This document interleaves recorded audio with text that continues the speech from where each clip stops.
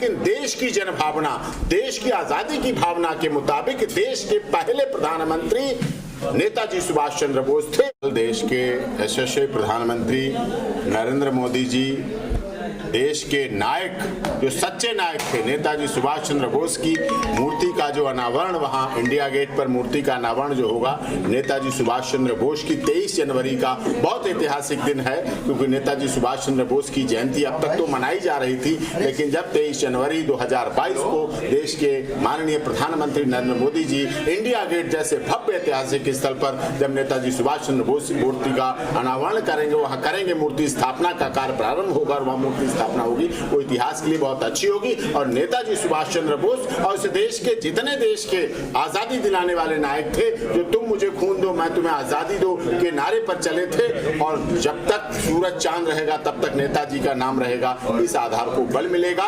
और नेताजी सुभाष चंद्र बोस इससे रिलेटेड एक सवाल है, करीब 1 साल पहले प्रधानमंत्री मोदी जी का एक संसद भवन से वीडियो बना था, वो अब वायरल हो रहा है कि हमारे देश के प्रथम प्रधानमंत्री पंडित जवाहरलाल नेहरू नहीं बल्कि नेताजी थे। इस बात से आप कितना सहमत? ये बिल्कुल बात सत्य है। सच्चाई ये है कि संवैधानिक प्रधानमंत्री, संविधान के अनुसार तो प्रधानमंत्री पंडित जवाहरलाल नेहरू थे, लेकिन देश की जनभावना, देश की आजादी की भावना के मुताबिक देश के पहले प्रधानमंत्री नेताजी सुभाष चंद्र बोस थे। उन्होंने ही ऑल इंडिया फॉरवर्ड ब्लॉक की स्थापना की और भारत की आजादी, लाल किला चलो, आजादी का जो क्रांति दिवस, लाल किला चलो जो नारा दिया था, वो वही नारा था। और उसी दिन देश के सच्चे, असली, पक्के देश के नायक, जो उस समय की देश की जनता चाह रही थी, उसके आधार पर नेताजी सुभाष चंद्र बोस ही पहले प्रधानमंत्री हैं। लेकिन संवैधानिक अनुसार से प्रधानमंत्री पंडित जवाहरलाल नेहरू हैं, क्योंकि जो अंग्रेजों ने छोड़ा,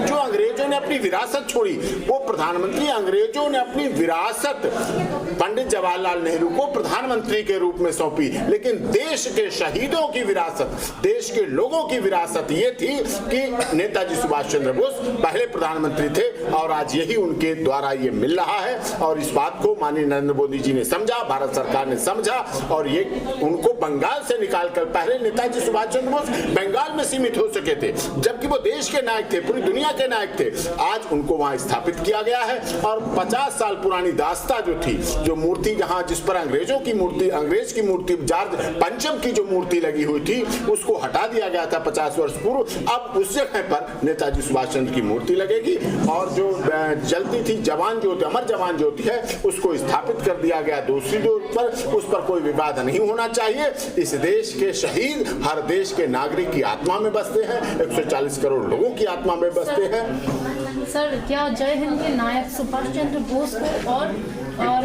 अमर जवान ज्योति को एक साथ सम्मान नहीं हो सकता?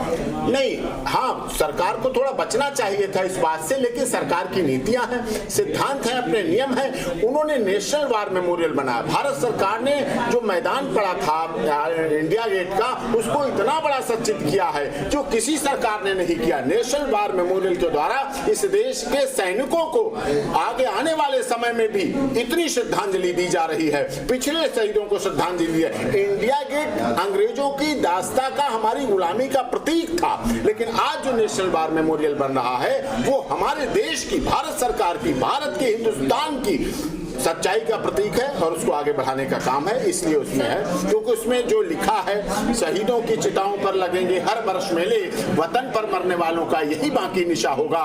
ये देश के करोड़ों लोग जीते हैं, इस देश की सीमाएं तभी सुरक्षित हैं, पाकिस्तान सीमा, चाइना सीमा, दो सीमाएं सुरक्षित हैं, हमारे देश के सैनिकों के त्याग और बलिदान की वजह से सुरक्षित हैं, इसलिए वहां ठीक हो रहा है।